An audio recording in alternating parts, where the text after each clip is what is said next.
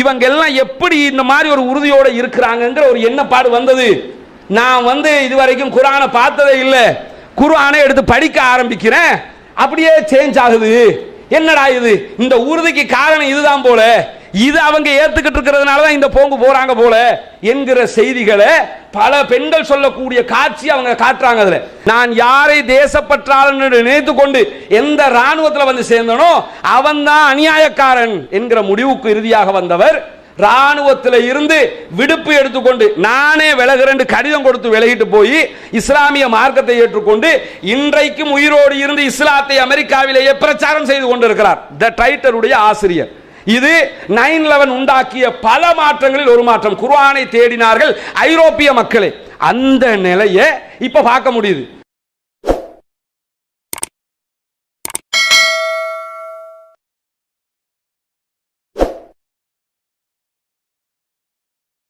அன்புமிக்க எல்லாம் வல்ல அல்லாஹ்வினுடைய நல்லடியார்களே, நாம் வாழக்கூடிய இந்த காலகட்டத்திலே நமக்கெல்லாம் தெரியும், இந்த பாலஸ்தீன விவகாரத்தை பொறுத்தவரையில் இன்றைக்கு பற்றி எறுகிற ஒரு பிரச்சனையாக அது மாறி இருக்கிறது. குறிப்பாக உலக மக்கள் அத்தனை பேருடைய பார்வையும் இன்றைக்கு காசாவை நோக்கியதாக இருக்கிறது என்பதை நாம் அத்தனை பேரும் அறிவோம்.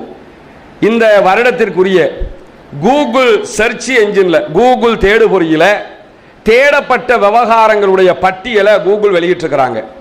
அந்த பட்டியலில் நியூஸ் கேட்டகரி என்று சொல்லி செய்திகள்ல எதை தேடி இருக்கிறாங்க, உலகத்தில் அதிகமான மக்கள் செய்திகள்ல எதை தேடி இருக்கிறாங்க என்கிறத பத்தி கூகுள் அறிவிக்கும் போது என்ன அவங்க போடுறாங்கன்னா, இந்த காசா ஓரை பத்தி தான் அதிகமாக தேடி இருக்கிறாங்க. உலகத்தில் நம்ம மட்டும் அதை பார்த்துக்கிட்டு இருக்கல, உலகமே எதை பார்த்துக்கிட்டு இருக்குதுன்னு கேட்டா காசா வாரத்தான் பார்த்துக்கிட்டு இருக்குது. எல்லாத்துக்கும் மேல சேம் டைம் 2 யுத்தம் நடந்துகிட்டு இருக்கு உலகத்தில். ஒரு பக்கம் உக்ரைன் மீது ரஷ்யாவுடைய தாக்குதல் நடந்துகிட்டு இருக்குது, இன்னொரு பக்கம் காசா மீது இஸ்ரேலுடைய தாக்குதல் நடைபெற்றுக் கொண்டிருக்கிறது. இந்த ரெண்டும் நடக்கும் போதும் உக்ரைனை மறந்துட்டு அத்தனை பேரும் காசா மேல பார்வையை திருப்பி இருக்கக்கூடிய காட்சியை நம்ம பார்க்க முடியும். அந்த மக்கள் மீதான அழிவு என்பது சொல்லில் முடிக்கக்கூடிய அழிவு அல்ல. அந்த மக்கள் மீதான அழிவு எப்படின்னு கேட்டா, அவர் அதாவது காசா மீது தற்போது தாக்கப்பட்டிருக்கக்கூடிய போடப்பட்டிருக்கக்கூடிய இந்த குண்டு தாக்குதல் இருக்குல்ல, அவங்க மேல இன்னைக்கு 60-70 நாளாக நடத்தப்பட்டிருக்கக்கூடிய தாக்குதல் இருக்குல்ல, இத இந்தியாவோடு இந்த யுத்தம் நடந்திருந்தால் ஒப்பிட்டு பண்றாங்க ஆய்வாளர்கள். ஒப்பிட்டு பண்ணி என்ன சொல்றாங்கன்னா, இந்தியாங்கிறது எவ்வளவு பிரம்மாண்டமான நாடு, ஆயுதத்தில் அணு ஆயுதத்தை தாங்கி நிற்கக்கூடிய ஒரு நாடு, மற்ற ஆயுதங்களை எல்லாம் வைத்துக் கொண்டிருக்கக்கூடிய நாடு. பக்கத்தில் ஒரு பக்கம் சைனா பார்டர்ல சண்டை, இன்னொரு பக்கம் பாகிஸ்தான் பார்டர்ல சண்டை, இன்னொரு பக்கம் மியான்மரோட சண்டை போய்கிட்டு இருக்குது. பல பார்டர் சண்டைகள் எல்லாம் அவங்களுக்குள்ள இருக்குது. உள்நாட்டுக்குள்ள நக்சலைட்டோட சண்டை, இப்படி பலவிதமான சண்டைகளை பிடிக்கிற ஒரு முக்கியமான நாடு உலகத்திலேயே, அதுவும் சவுத் ஏசியாவில் இருக்கக்கூடிய ஒரு மிக முக்கியமான நாடாக இருப்பது இந்தியா. இந்தியாவோட ஒரு வார் பண்ணினா முடிச்சிட முடியுமா யோசிக்கிற அளவுக்கு அவ்வளவு ஆயுத பலத்தை இந்தியா திரட்டி இருக்கிறது என்கிறதுல யாருக்கும் மாற்று கருத்து இல்லை. இந்த இந்தியாவோட இந்த ஓரை யூதர்கள் குறிப்பாக இஸ்ரேலியர்கள் பண்ணி இருந்தாங்கன்னா இந்தியா தோற்று போயிருக்கும் அப்படிங்கிறாங்க. அவ்வளவு தாக்குதல். கடந்த வாரம் வரைக்கும் 40,000 டன் வெடிமருந்துகள் போடப்பட்டிருக்குது. 40,000 டன், ஒரு டன் என்றாலே 1000 கிலோ. 40,000 டன் வெடிமருந்துகள் வெறும் 40 கிலோமீட்டர் பகுதிகளுக்குள்ள போடப்பட்டிருக்கு. இன்றைக்கு 70 நாளா இவ்வளவு அநியாயம். நேற்று மட்டும் ஒரே அட்டாக்ல 100கணக்கான பேர் மரணித்து இருக்கிறார்கள். பள்ளி வாயில்கள் அழிக்கப்படுகிற நேற்றைய தினம் நீங்க எல்லாம் பார்த்திருப்பீங்க. பள்ளி வாசலோட கைப்பற்றி மிம்பர்ல ஏறி, இன்னைக்கு ஜும்மா நடக்க வேண்டிய பள்ளி, மிம்பர்ல ஏறி நின்று என்ன கான் யூனுஸ்ல மிம்பர்ல ஏறி நின்று அந்த சைத்தானிய ராணுவம் என்ன செய்யுதுன்னா, அவர்களுடைய மத பிரச்சாரங்களை பண்ணி அதை வீடியோ எடுத்து அதை ஒரு பிரபகண்டாவாக பண்ணி இருக்கக்கூடிய காட்சியெல்லாம் நம்ம பார்க்கிறோம். இப்படி அநியாயம் நடக்கும்போது இது ஒரு அநியாயம், இதை யாராலும் தாங்கிக் கொள்ள முடியாது. நம்ம அத்தனை பேரும் அல்லாஹ்விடத்தில் பிரார்த்தனை செய்கிறோம். இவ்வளவு அநியாயம் நடந்து கொண்டிருக்கிறது என்பது ஒரு புறம். இதே நேரத்தில் இதுல மாபெரும் ஒரு நலவும் நடந்து கொண்டிருக்கிறது. அதையும் நம்ம புரிஞ்சுக்கிறோம். என்ன நலவுன்னா, நேற்றைய தினம் அல் ஜசீராவினுடைய அரபு பதிப்பு ஒரு முக்கியமான வீடியோ பதிவை வெளியிட்டிருக்கிறார்கள். அதுல அமெரிக்காவுல யுஎஸ்ஏல இருக்கக்கூடிய சில பெண்களுடைய பேட்டிகளை ஒளிபரப்பு செய்திருக்கிறார்கள். அரபுல மொழிபெயர்த்து ஒளிபரப்பு செய்திருக்கிறார்கள். அந்த பேட்டியில சொல்லக்கூடிய செய்திகளை எல்லாம் பார்த்தா, இந்த பக்கம் இவ்வளவு அநியாயம் நடக்குது, அந்த பக்கம் என்ன மாற்றம் எல்லாம் வருகிறது என்கிறத நம்ம பார்க்க முடியும். அதாவது 9/11 தாக்குதல் நடைபெற்றது. உலக வர்த்தக மையம் அமெரிக்காவில் தாக்கப்பட்டுச்சு. தாக்கப்பட்டதற்கு பிறகு முஸ்லிம்கள் என்றாலே பயங்கரவாதிகள் என்று பார்க்கப்பட்ட நேரத்தில் ஒரு மனிதர், அமெரிக்காவினுடைய ஒரு சாதாரண பொதுமகன், ஒரு இளைஞன் என்ன செய்யறான்னா, அந்த தாக்கு நடந்த ஒரு 3-4 வருடங்கள்ல தான் அமெரிக்க ராணுவத்தில் சேரணும், முஸ்லிம்கள் எல்லாம் பயங்கரவாதிகள், நாட்டு தேசப்பற்றுக்காக நான் ராணுவத்தில் சேர்ந்து அமெரிக்காவை நான் பாதுகாக்கணும் அப்படின்ற உத்வேகத்தில் அமெரிக்க ராணுவத்தில் சேர்ந்தார். அவர் பிறகு ஒரு புத்தகம் எழுதியிருக்கார், த ட்ரைட்டர் ஒரு புத்தகம் எழுதியிருக்கிறார். தமிழ் மொழியில துரோகி என்ற அந்த புத்தகம் வெளியாகி இருக்கிறது. அவர் என்ன செய்யறாருன்னா, அந்த புத்தகத்தில் சொல்லுவார், நான் ராணுவத்தில் சேரும்போது இப்படி ஒரு எண்ணத்தில், தாய் நாட்டுக்கான எண்ணத்தில் சேர்ந்து என்ன முதல்ல எங்க கூட்டு போனாங்க தெரியுமா? ராணுவத்தில் சேர்ந்து பயிற்சி தர்றதுக்கு முன்னாடி எங்க எல்லாரையும் எங்க கூட்டு போனாங்கன்னா 9/11 தாக்குதல் நடந்த அந்த உலக வர்த்தக மைய கட்டிடத்துக்கு கீழாக இருக்கக்கூடிய சமாதிகளுக்கு அந்த இடத்துக்கு தான் என்ன கூட்டு போனாங்க. கூட்டிட்டு போய் என்ன சொன்னாங்கன்னா, நீங்க அமெரிக்கா ராணுவத்தில் சேர்ந்திருக்கிறீங்க, அமெரிக்காவை அழிக்கிறதுக்கு உலக முஸ்லிம்கள் எல்லாம் திரண்டுகிட்டு இருக்கிறாங்க, முஸ்லிம்கள் எல்லாம் பயங்கரவாதத்தில் ஈடுபடுறாங்க, அமெரிக்காவை அழிப்பது அவர்களுடைய நோக்கம், எங்களுக்கு எல்லாம் அந்த செய்திகள் எல்லாம் புகட்டப்பட்டுச்சு. அப்ப எனக்கு இன்னும் வெறி அதிகமாயிடுச்சு, எப்படியாவது நம்ம சேரணும், 2 பார்க்கணும், இப்படி எல்லாம் நினைச்சுக்கிட்டு ராணுவத்தில் பயிற்சியை முடிச்சதோட நீ எங்க போறேன்னு கேட்கும்போது என்ன குவாண்டனாமாவுக்கு அனுப்புங்க அப்படின்னு நான் சொன்னேன். குவாண்டனாமா எங்க இருக்குது? கியூபாவில் இருக்கக்கூடிய அமெரிக்காவினுடைய வதை முகாம். ஒரு 10 வருஷத்துக்கு முன்னாடி குவாண்டனாமா, இந்த ஈராக் பிரச்சனைக்கு முன்னாடி குவாண்டனாமாவினுடைய அழிவுகள் தான் சர்வதேசத்தை ஆட்டிப்பளித்தது. அவ்வளவு அந்த சிறையில் வச்சு முஸ்லிம்களை படுத்திய பாடு என்பது எண்ணில் அடங்கா. இப்ப எப்படி காசா பெண்களையும் காசா மக்களையும் அநியாயம் செய்கிறார்களோ, காசா அந்த சாரா ஒரு கேர்ள் வெளியே வந்து இந்த கேப்டிவ்ஸை விடுதலை பண்ணும்போது சொன்னாலா இல்லையா, என்னுடைய பெண்ணுறுப்பிலும் பின்துவாரத்திலும் மிளகாய் பொடியை தூவினார்கள். அவ்வளவு அநியாயம் இன்னைக்கு இஸ்ரேல் பண்ணுது. இதையும் மிஞ்சிய கொடுமைகள் எல்லாம் குவாண்டனாமாவில் நடைபெற்றது. அங்கதான் நான் போய் சேர்ந்தேன். அங்க போய் சேர்ந்து என்னுடைய வெறுப்பு உச்சகட்டத்தில் இருக்கிற காலகட்டம் அது. அவர்களோடு பழகி பழகி பழகி பார்க்கும்போது ஒரு ஆச்சரியம் என்னடா, அந்த சிறையில இருந்த 100க்கு 100 அத்தனை பேரும் முஸ்லிம்கள். அதுலயும் 99% யாருன்னா படித்தவர்கள், ப்ரொஃபசர்மார் இருக்கிறாங்க, டாக்டர்மார் இருக்கிறாங்க, என்ஜினியர்கள் இருக்கிறாங்க. படிச்சவனா பார்த்து தூக்கிட்டு போய் ஜெயில வச்சிருக்கிறான். அவ்வளவு அநியாயம் பண்ணி கொண்டிருக்கிறார்கள்.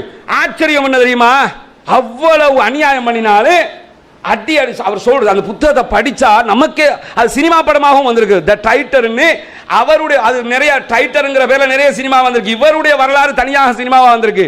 அதுலயும் அவர் என்ன அதை காட்சிப்படுத்துவாங்க என்னன்னு கேட்டா, அவர் கண்ணுக்கு முன்னாடியே போட்டு அட்டி அட்டின்னு அடிச்சு துன்பப்படுத்துவாங்க.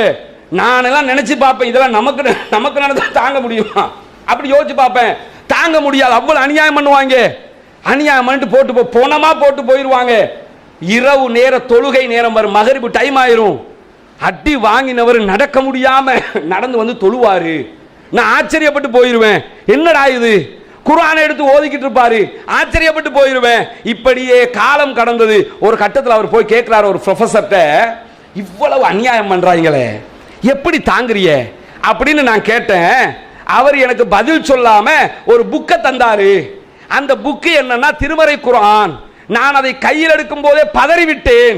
நான் அப்படித்தானே காட்டி வச்சிருக்கேன், இதை தந்துட்டீங்களா அப்படின்னு பதறிட்டேன். நான் எடுத்துட்டு போய் கொஞ்சம் கொஞ்சமாக படிச்சு படிச்சு படிச்சு பார்க்கும்போது அவர்கள் சொல்லுகிற செய்திக்கும் குர்ஆனுடைய போதனைக்கும் இந்த மக்களுக்கு கொடுக்கப்படுகிற தண்டனைகளுக்கும் எந்த சம்பந்தமும் இல்லை.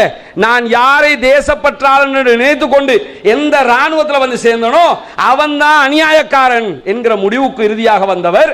ராணுவத்தில் இருந்து விடுப்பு எடுத்துக்கொண்டு நானே விலகிறேன் கடிதம் கொடுத்து விலகிட்டு போய் இஸ்லாமிய மார்க்கத்தை ஏற்றுக்கொண்டு இன்றைக்கும் உயிரோடு இருந்து இஸ்லாத்தை அமெரிக்காவிலேயே பிரச்சாரம் செய்து கொண்டிருக்கிறார் த டைட்டருடைய ஆசிரியர். இது 9/11 உண்டாக்கிய பல மாற்றங்களில் ஒரு மாற்றம். குர்ஆனை தேடினார்கள் ஐரோப்பிய மக்களே. அந்த நிலையை இப்ப பார்க்க முடியுது.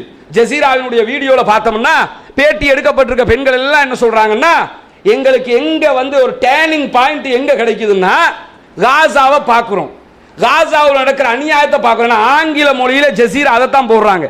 அரபுல வந்து காட்டுறதை விட கூடுதலா இந்த அடி வாங்குற அநியாயம் இருக்குதுல்ல, அங்க நடக்கக்கூடிய மக்களுக்கு செய்கிற அநியாயம் அதை ஃபுல்லா டெலிகாஸ்ட் பண்றாங்க ஆங்கிலத்தில். ஆங்கில தொலைக்காட்சியை திறந்தாலே இத்தனை பேர் செத்துட்டாங்க, இத்தனை பேர் அழிவு, இந்த இடத்துல கொல்லப்பட்டிருக்காங்கிற காட்சி தான் இருக்கும்.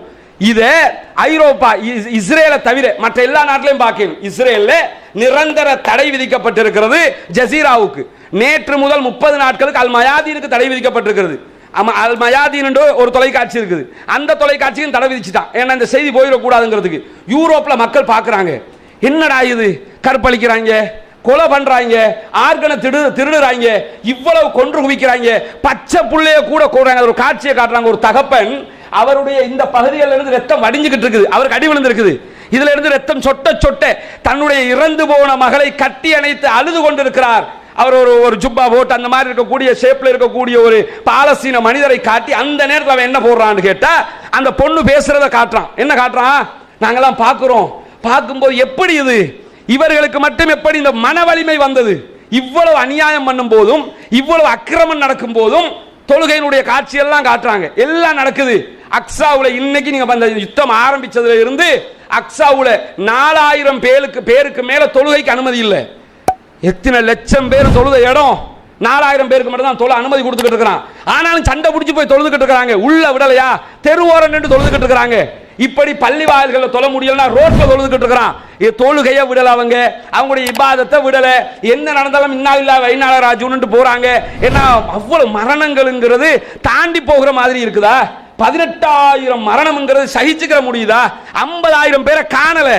அவங்க மௌத்தா இல்லையாங்கிறதெல்லாம் இந்த யுத்தம் நின்னா அந்த பீடினை எல்லாம் எடுத்து துவச்சி எடுத்து பார்த்தோம்னா தான் தெரியும் உசுரோட இருக்கிறாங்களா இல்லையான்னு.